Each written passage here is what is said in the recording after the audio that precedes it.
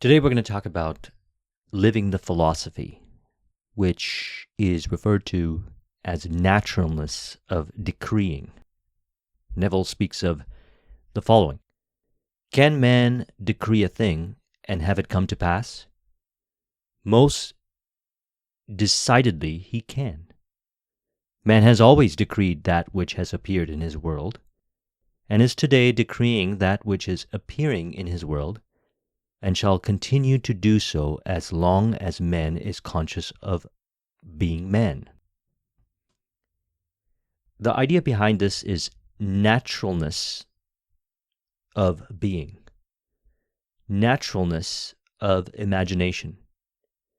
The feeling of the wish fulfilled can also be looked at as naturalness, or experiencing it from a place of naturalness, to bring us into what I refer to in the last handful of videos as the ideal state of mind. In the last video, we did a discussion on the book Dollars Want Me.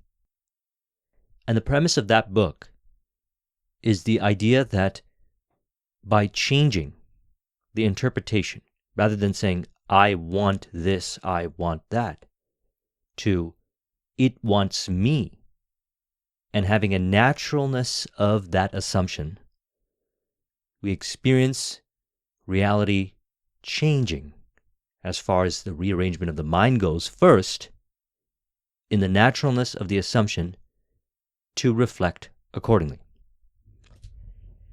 He says, in the awareness of being, all things are possible. He said, you shall decree a thing, and it shall come to pass. This is his decreeing, rising in consciousness to the naturalness of being the desired thing, or the thing desired. Now, as we go on this journey, and we achieve success, bring forth results, create success after success, it is easy to decree a thing and know that it shall come to pass, because you have what is known as reference experience. You have experience. You have self-confidence. You believe in yourself. You are living the philosophy. And you have experience from your wisdom, which was the knowledge that you had acquired, plus the implementation of the knowledge, thus acquiring wisdom. Knowledge plus experience equals wisdom. However, when we're working with the law, it's important to realize that we are working with the unseen reality via the vision, or the sixth sense, five-sensory interpretation in our imagination. So thus, we can, just as a person would, create success and have the reference experience to feel the naturalness of them knowing that they're going to create success, also have the naturalness in our imagination and have the same feeling of the wish fulfilled as a person who already has success. We call this self-confidence. If in earlier stages of our journey, we developed a degree of self-confidence and continue to affirm that degree of self-confidence, what we'll notice is that it'll be easier to believe that what we desire is possible. And thus, those that have a higher degree of self-confidence achieve more success. Now, we experience self-confidence thus in two ways: feeling the naturalness in our imagination and imagining ourselves to have the success or the end result, and then living from that state. Or, and it could be a combination of both, achieving success, producing results, and then realizing that upon reflection that we were able to do it. We were able to bring forth what had been interpreted by others as impossible or highly unlikely. We were able to bring it forth and make it possible. Thus, the key of Neville's philosophy is self-confidence and self-persuasion, naturalness of decreeing, living the philosophy. He says, as he expressed it, and I, if I be lifted up, I shall draw all men unto me. If I be lifted up in consciousness to the naturalness of the thing desired, I will draw the manifestation of that desire unto me. All things added unto you. Again, in reference to the last video, dollars want me. The naturalness of dollars want me through affirmation, through imagination, through reference experience, brings forth the naturalness of what he says here. If I be lifted up in consciousness to the naturalness of the thing desired, I will draw the manifestation of that desire unto me. So to keep this simple, we go into our imagination and imagine what it would be like if it was true. What would it look like? How would we experience it? And we know we've done this right when in that moment, or through the repetition of that affirmation or that visualization, we experience the naturalness of that imaginal act. In that moment, it is done. It is now impressed on the subconscious mind and goes into the subconscious realm, and then we understand this next statement. No man comes unto me. The Father within me draws him, and I and my Father are one. Therefore, consciousness is the Father that is drawing the manifestations of life unto you. In one of his lectures, he mentions we must go to God in prayer, and I'm paraphrasing, or in imagination, believing that he exists, believing that within you is infinite power, infinite potential, infinite intelligence, is what Neville refers to as the Father that is drawing the manifestations of life unto you. We are connected to the divine realm, and from this divine realm, the divine forces which work unto and through us bring forth, as a result of the naturalness of how we believe reality to be in correlation, in cross-reference to, or the mental state brings forth and reveals our thoughts and our emotional interpretation of the five sensory experience. Through the emotional interpretation and the thought-based meaning from within, we can understand the level of awareness that we have. If we did the act or we did the prayer and we assumed it in that moment to be done, but in our journey to the fulfillment of what we desire to experience, we have emotional disharmony, conflicting thoughts, then we must recognize what James Allen said in As a Man Thinketh. He said, a man must first right himself to realize that the universe is right. So what are we doing then? I call this purification of the mind. Readjusting our beliefs and assumptions within. This is the journey.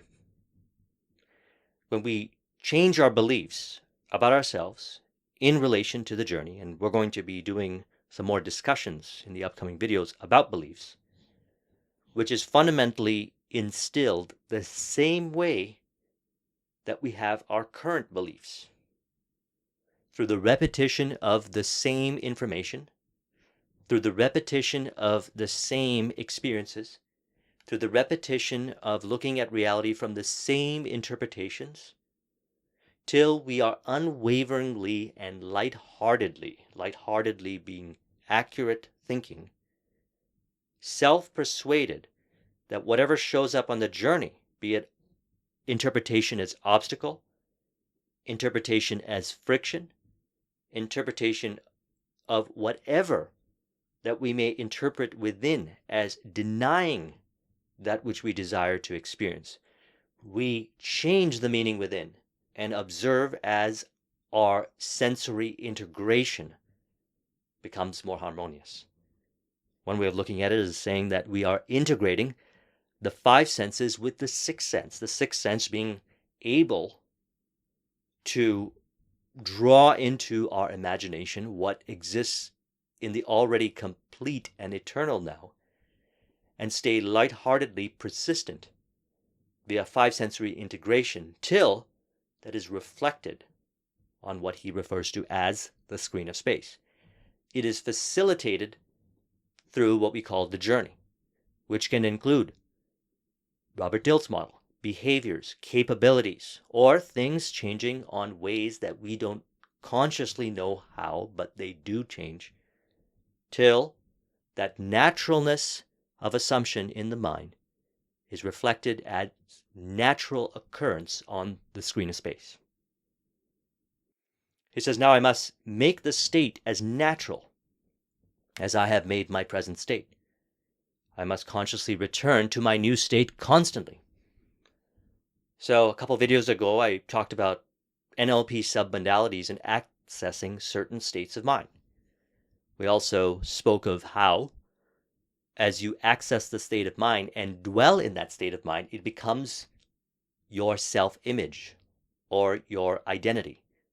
And since we are always going to commit to and move towards that which we love, we also bring forth what we refer to as the true self.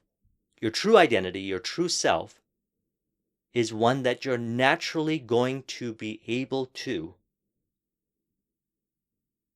be present to, affirm. Why? Because it is who you really are. On this journey, as we learn how to work with the five sensory world, or the screen of space, we learn specialized knowledge and different things about this outer world.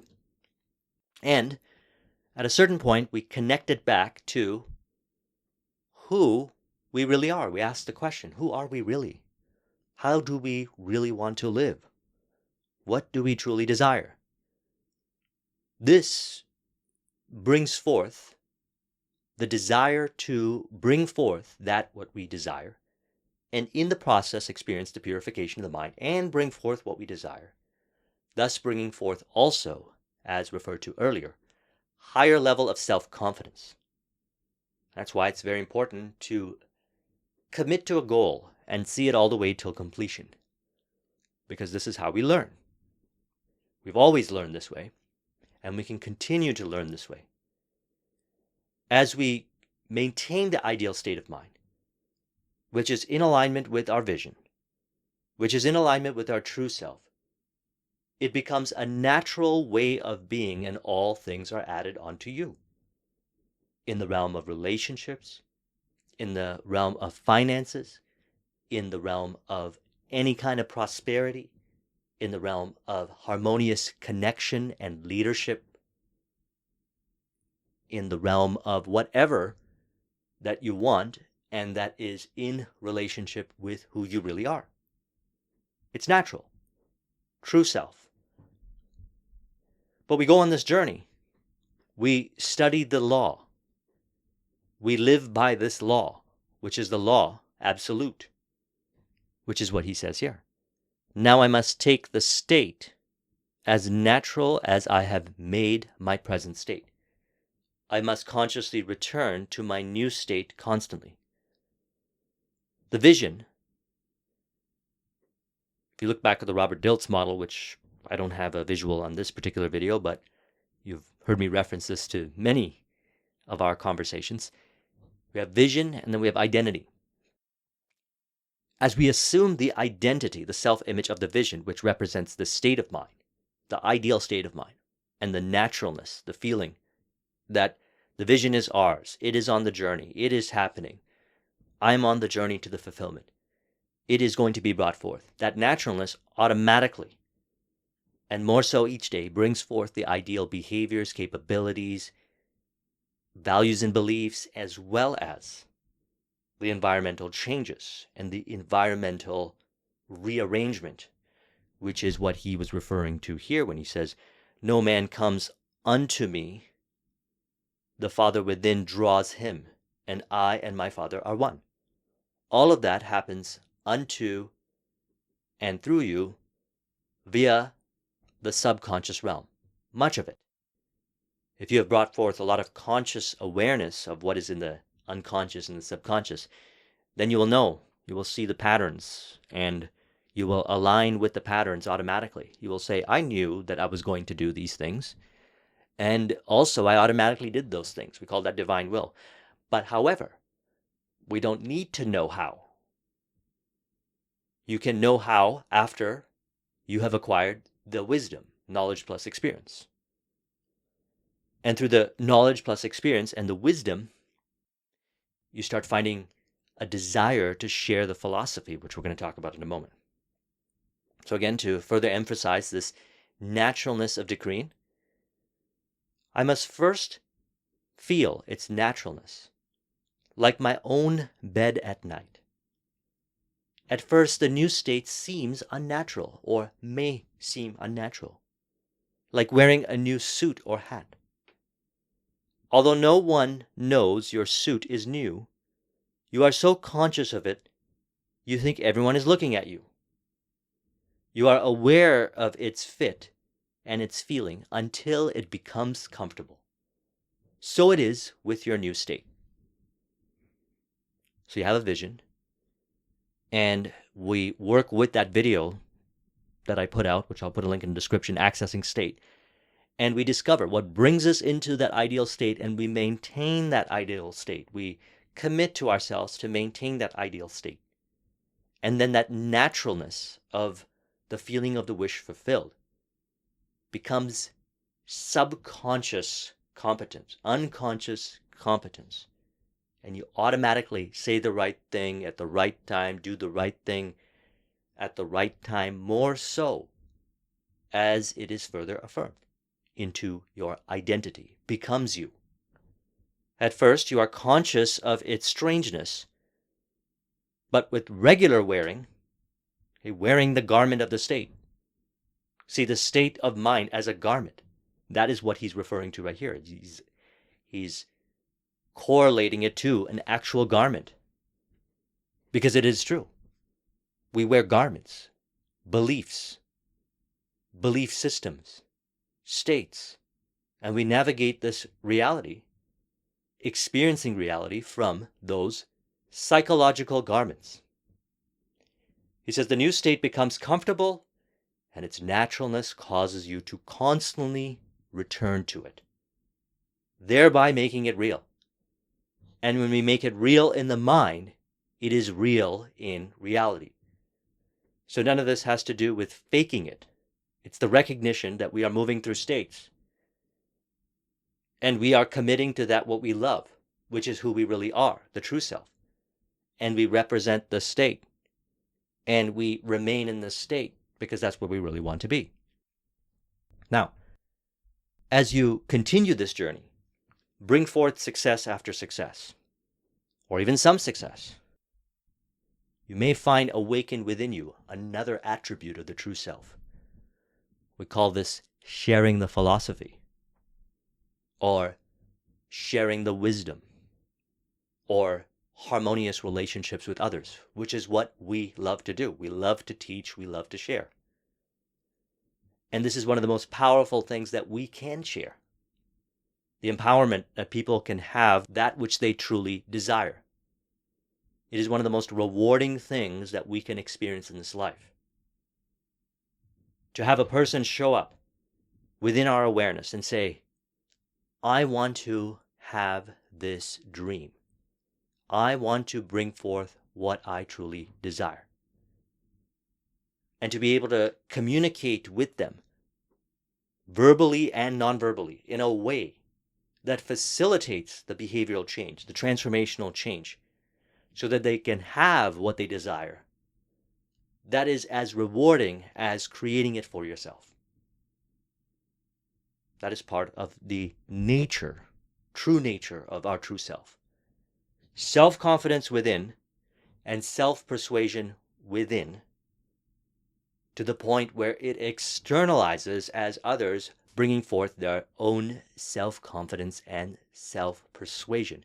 It is a reflection, a transformation that occurs right in front of you through the interaction, through the assumptions, can even happen without the person being in front of you. I've experienced this many times during consulting, and I've spoken to many other consultants in the business consulting space. And we had conversations about this. I said, why is it that some consultants have difficulty transforming their clients? And why is it that some consultants find it easy to transform their clients? And one of the key variables that we discovered is self-confidence and self-persuasion in themselves, which is a result of them understanding through living the philosophy, through applying the law, that if they can do it, anyone else can do it. So if anybody else shows up within their awareness and commits to the consulting arrangement, they see that other individual through their own self-confidence and self-persuasion, realizing that everyone is then pushed out as their true self. And then whatever they say, whatever they do, and however they interpret, be it in the moment, in the consulting session, or outside of it, is persistent to the assumption that they are that person that they really want to be, no matter what they say or five sensory experiences that they, as in the client, interprets as not possible, not capable, or anything like that. They maintain it. The true self. We call this fourth dimensional thinking. Now, this is extremely powerful, not just for consulting. This works for relationships. This works for friendships. We represent them in the mind's eye through living the philosophy, and that right there is the sharing of the philosophy, through the being of the philosophy. So Neville says it by saying, now, to the degree that you believe in its reality, your experiment will become your experience, naturalness. And he says, do not stop there. Keep on imagining and share your results with others. Tell them how to free themselves from this bondage to Caesar, the self-imposed bondage based on past interpretations. Keep on imagining, bringing forth what you desire, committing to your success, and share your results with others. Through the examples, through your deep level of understanding based on successful integration of the philosophy. And what you will find is, as James Allen puts it, he calls it the crucifixion of the personality and the death of self, and he's referring to the false self and the true self being brought forth. As the true self is brought forth through the journey, we automatically realize and recognize that this is all one mind. We are all individual expressions of the same mind. And we do unto others the golden rule, as we wish done unto ourselves. So we got success, we want others to have success. We got happiness, we want others to have happiness. We have prosperity, we want others to have prosperity. And that also further practices and integrates the law to a deeper level of understanding, creating peace, love, and harmony in our environment. So he states, if tomorrow something comes into your life that is not to your liking, you don't have to accept it, for this fact blinds the eye of imagination. So we're talking about accurate thinking here. And we're going to look at whatever shows up on the journey, which may have been interpreted as fact of a denying the assumption, fact of denial of who you really are, bringing forth your heart desire, or anything related to the vision of that who you really are and that which your heart desires. And even if it appears as fact, we look beyond it. we say, is there a potentiality? Is there a possibility? Where if we look at it from a different perspective, this fact that denies the assumption is actually seen in harmony and in contribution to that which I desire to experience. The ability to rearrange the mind, to be able to convert obstacle into opportunity. We do this through cause and effect reflection, harmonious relationships with others, learning, and saying, what are the ways that I could look at this and see it as empowering? And then he says, remove the blindness by asking yourself, what would you like? In place of what seems to be, and enter into that thought, which, by the way, is easier when you maintain flow or your ideal state of mind. That's something that I found, and which is why I recommend it. I say it a lot, and I'll say it again and again and again, because I'm speaking from experience. When in 2017, I reflected back on my life. I'll never forget that moment. I was in Playa del Carmen, Mexico, and I realized that when I produced the most results, fastest, easiest, in all areas of my life, I was in flow. I was living in flow. I was being who I really am. And during the times where I experienced unnecessary complexity and convolution was when I was out of my flow. I was out of my ideal state of mind. And from that moment, I committed to it and stayed in it. And yes, I fell off and got back in and fell off and got back in. But over the last few years, I've been maintaining it, despite what the five sensory, what we say, world of Caesar, might suggest as a state, or our interpretation from within may suggest, and by the way, that interpretation being from the past, may suggest that this is how we need to interpret this five sensory experience in a way that disempowers us, in ways that denies the assumption. I recognize that if the priority is maintaining flow, then if I identify with a disempowering meaning to this five sensory experience, then I'm going to break my flow. So I can change the meaning. And then what I went on the discovery on was finding all this different new thought and new meaning and accurate meaning, accurate assumption, which I journaled, integrated, share in these videos, discuss, shared with others. So that based on what shows up, it's an automatic subconscious reinterpretation. I don't see it as an obstacle. I see it as an opportunity. That's what he means by removing the blindness. He says, revel in it as though it were not a fact. Persuade yourself that it is. Believe in its reality, and it will become your experience. Now, this is going to be a great segue for our upcoming discussions on changing beliefs and recognizing that, as we discussed in our previous Neville discussion, we can have assumptions and even assumptions about assumptions. Just like that, we can have beliefs and beliefs about belief, such as, I believe that I'm going to be successful. I believe that I'm going to bring forth wealth. I believe that I'm going to have the ideal relationship. If you say it with naturalness and you assume it is done, then great. If for whatever the reason you feel a disharmony as you say it, then perhaps you have a belief about beliefs, such as, I believe it's not possible to talk myself by saying these affirmations into successful integration of these statements. And so thus we can change it. We can change our beliefs about beliefs. We can start to believe more so each day that it is easier to integrate beliefs. It is easier to change our beliefs.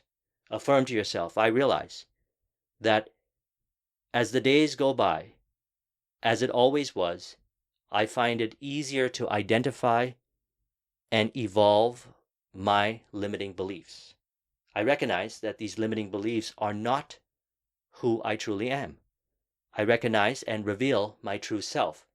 Therefore, I can, in my imagination, speak with my true self, understand my true self, as my true self, via the invisible counsel, brings forth the ideal beliefs, the ideal ways of looking at whatever shows up on my journey. I'm able to affirm those beliefs more so each day, because I recognize it is easier more so each day to change my beliefs. Through the conviction and affirmation that beliefs are easier to change as I go along the journey, I experience it as so. and reveal it as so. Now, this has been my experience. And working with clients, I recognize one of the important aspects of being a consultant or a coach or a mentor is when a person brings forth their experiences and their interpretation, we suggest different beliefs, different ways of looking at it. But because they believe that, and they look at you from a place of authority, that what you're saying is accurate, they are applying exactly what is within that affirmation. They're saying that you have the power to change my beliefs. And because they believe it, they allow the belief to change. And if we want to experience a high degree of empowerment, we want to look at it from this perspective. Just as I can bring forth a person in this world to inspire me and to help me evolve my belief, I have the power to do it within myself via my invisible counsel, via my inner dialogue, via self-reflection and inner conversation. And if you want stimulation about how this works, I recommend watching my video on invisible counsel. That is a form, and as well as the other video I did on discernment between mental chatter and true inner voice. Those are forms, and examples were given in there of how to work with the inner world to identify and change beliefs, as well as recognize that you can also do it with others who have lived the philosophy, who understand how this works, who have also on the journey found new thought or accurate thought and integrated into their being, and thus live reality from those perspectives. And that's why creating success also helps us uncover our true beliefs. And as a result of living the philosophy, we go around sharing it with others. We help them change their beliefs. And because they see the results, they see the success. As mentioned earlier, when we see something in this outer world, we say, oh, now I believe it. And what Neville speaks of is seeing things in your inner world and saying, oh, now I believe it. Both of them, to the individual, determines from within, via the belief, what is natural and what is not. This holds the key to more of our discussions that we're going to have on the topic of beliefs. If you want to copy this mind map, the link is in the description. Thank you very much for watching. I'll talk to you soon. Take care.